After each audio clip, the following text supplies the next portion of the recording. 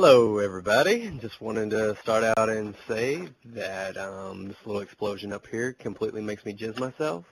See, do my little skeet skeet. Yes, yes. And as you can see, it is the end of the round, and it's for good reason. I'm only 8-5 right now. Nothing amazing happened so far. For the sake of time and tolerance of my small viewing populace, I figured why not. It's been a while since I've done my last commentary, and yes, I know I said I would show some rape fest oozing from my Uzi, but I'm a fucking spider now, and it's my most hated prestige emblem, so I'm back to basics. And really not a fan of this MP5K. Now, the reason I chose this map for my commentary is to again show you my strategy. Since this is my favorite map, I usually dominate.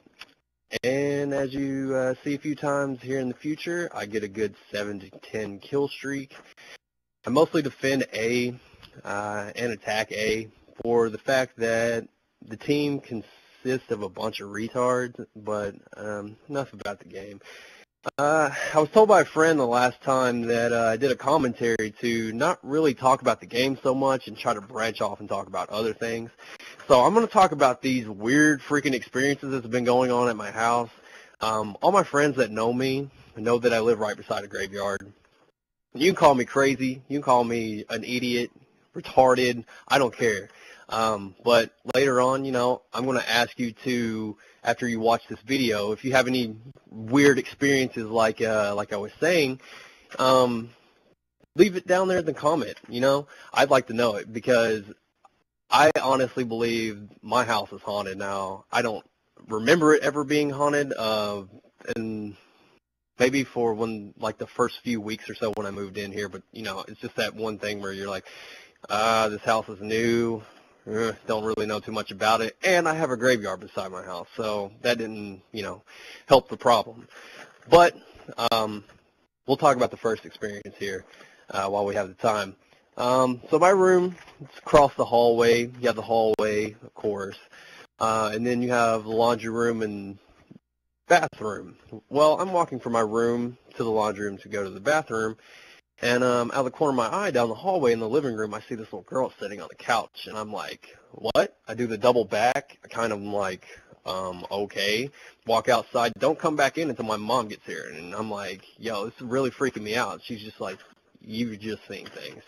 Well, the other night, for all the people out there who use Turtle Beaches, and you know for a fact, when you have these suckers on and you're in the game, you can't really hear the person beside you talking.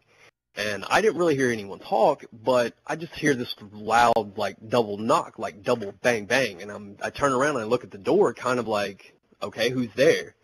I turn back, I look at my girlfriend, and I'm like, did you hear that? She's like, no, you're hearing things. You're freaking yourself out. And I could have possibly been, you know, we had the windows open. Door could have shut closed. Who knows? But in all, I still want to know what the hell the bang bang was. I have been watching a lot of Ghost Adventurers lately. Could have psyched myself out with that, you know, because some of the stuff you see on there is just like, okay, is this real? Is this fake? And if it is real, this is ridiculous because I do not see how this stuff is possible. But that was just one of the weird cases that I wanted to talk about.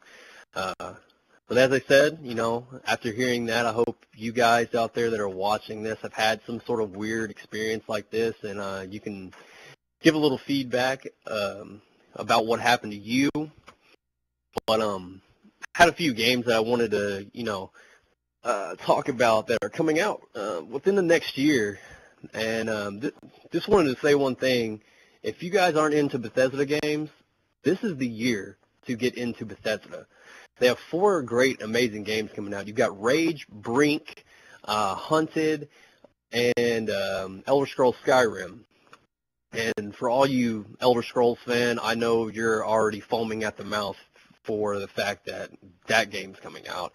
But I hope to see a lot of my buddies picking up Brink because it's going to be one of those games that's going to change first-person shooters for the fact that you now have a covering system.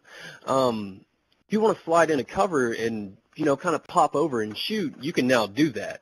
And I haven't seen an FPS like that prior to this, besides Medal of Honor, which you could do it in campaign, but you couldn't do it in multiplayer.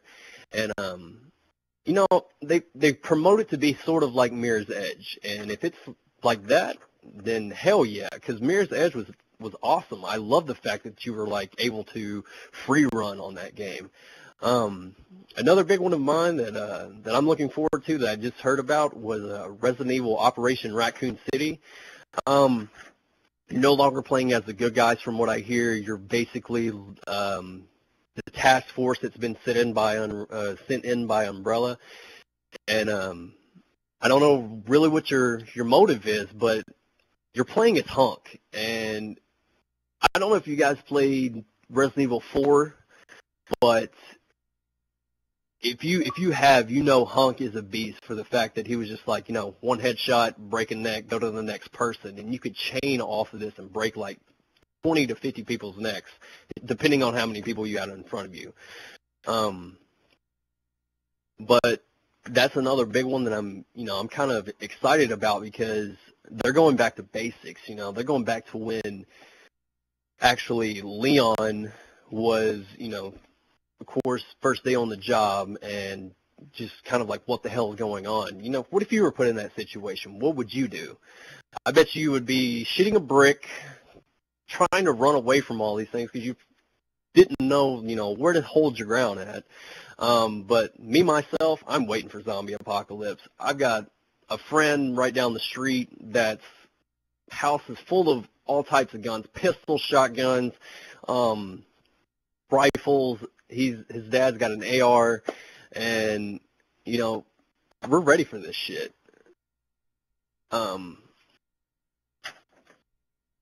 The other one that I wanted to talk about from my list here before this game ends is From Dust.